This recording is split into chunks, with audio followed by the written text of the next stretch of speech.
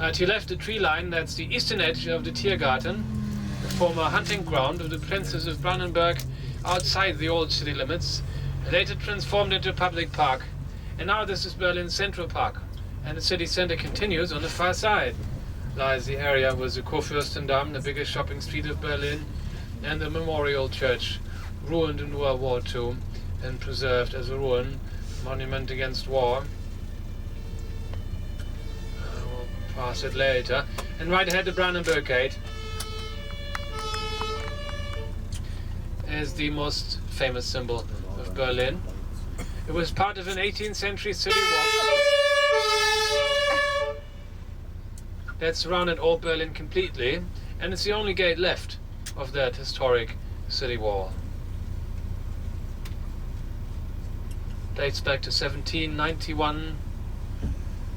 In neoclassical style, it was considered an architectural monument early on, and a national symbol, first of Prussia, the historic state of Prussia, which later became part of the Second German Empire, of course, and then of Germany as a whole. Background for festivities and parades under the Empire, under the First Republic, and under the Nazi dictatorship as well. And then after the war, the Brandenburg Gate ended up on a border strip between East and West Berlin. It became completely inaccessible. On the right side, the United States Embassy was completed in 2008.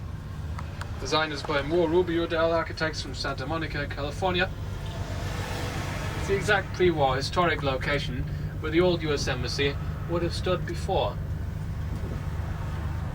Ambassador has his residence on top.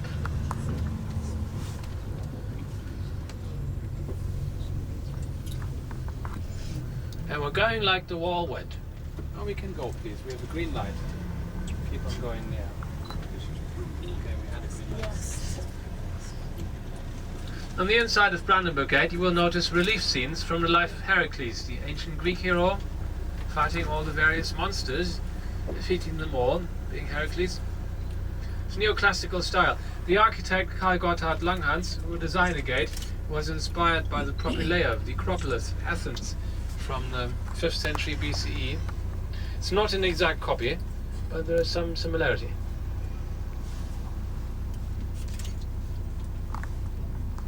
On top, the quadriga sculpture, it's a victory goddess. Having attained victory, she returns to the old city of Berlin, bringing the peace. That was the original interpretation. The victory goddess bringing the peace. The sculpture was once stolen by Napoleon, who came here in 1806, hadn't been invited. It was brought to Paris as a trophy and only retrieved 8 years after. And then a little detail was changed. Originally the goddess had a trophy, but then that was modified, and now it's a staff with a wreath of oak leaves and the Iron Cross inside and a royal Prussian eagle on top. Since that time, the gate and the sculpture were considered sacred national symbols, first of Prussia and then of Germany as a whole. So that's the old significance of the gate. It was built this magnificent as its special location. Stop there, please. It's the west end of Unter den Linden, the main boulevard of the old days, which had the Berlin Palace on the far end.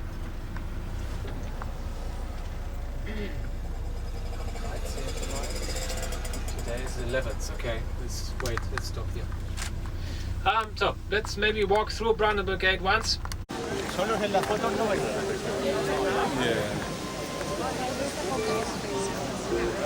Igual por aquí. So we can walk back.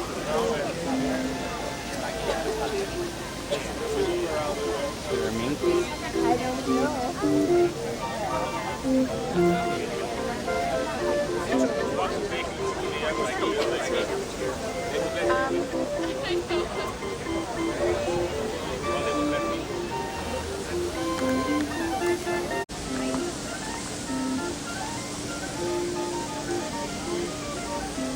Alright, yes, let's go ahead and take your individual pictures.